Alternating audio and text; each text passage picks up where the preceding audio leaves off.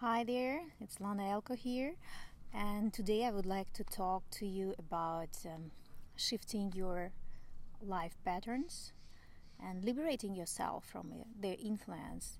Sometimes we find ourselves in this loop that we go around and around and around, and no matter how hard we try, we still find ourselves in exactly the same situations, re-experiencing the same drama, re-experience the same negative emotions, and um, which actually drains our energy and brings it down and doesn't affect our life the way we want.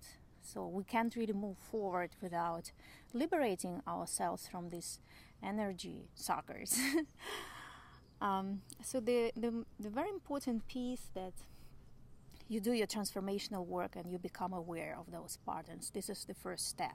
And many of us, if you're listening, watching this video, many of you already done a lot.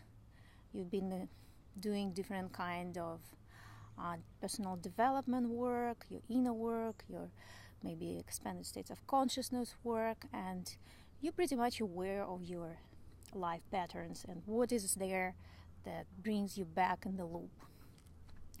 And I understand this is probably the hardest piece, and it's really difficult to find maybe that spot where things start to change on a consistent basis, because sometimes we got it, we understand it, we see it, and when we're really in this elevated vibration, elevated space, we see that it's easy, we're done.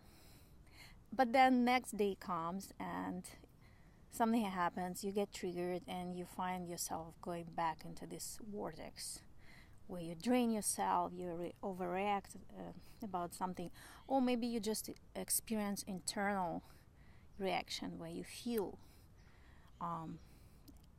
fear, you feel shame, you feel guilt, you feel all these negative emotions that bring your energy down and disconnect you from the divine source, from your higher self.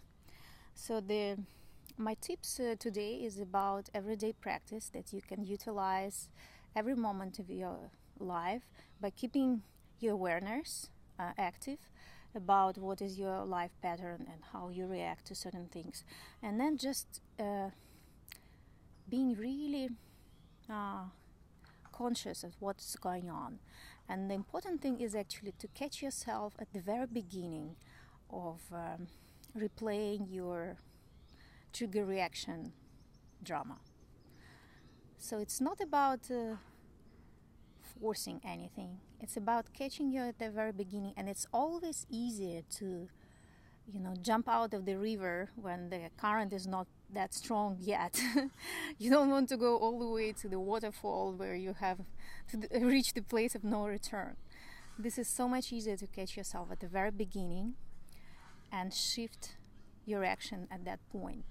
So when you find yourself triggered and you see this emotion arises inside of you, and you start to feel bad, you start to feel unworthy, you start to feel fearful, doubtful, all this range of this powerful emotions come in, this is where you have to press pause.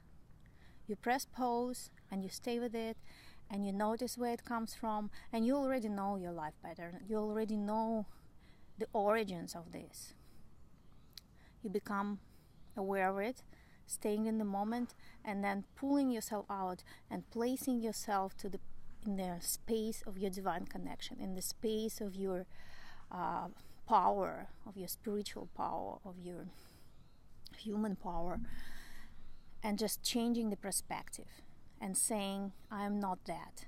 I am not my triggers. I am not the slave of my triggers. I am much more than that. And I see the pattern happening, and I consciously choose not to go there again. And this is where you can make a huge difference. It's in every moment of your life you can be aware of where your triggers start to play, and you can press pause. It's any situation. Maybe it sounds a bit general, but it can apply to any situation of your life. Even if it's about relationship, if it's about finding the right person to start the relationship, a romantic connection with somebody.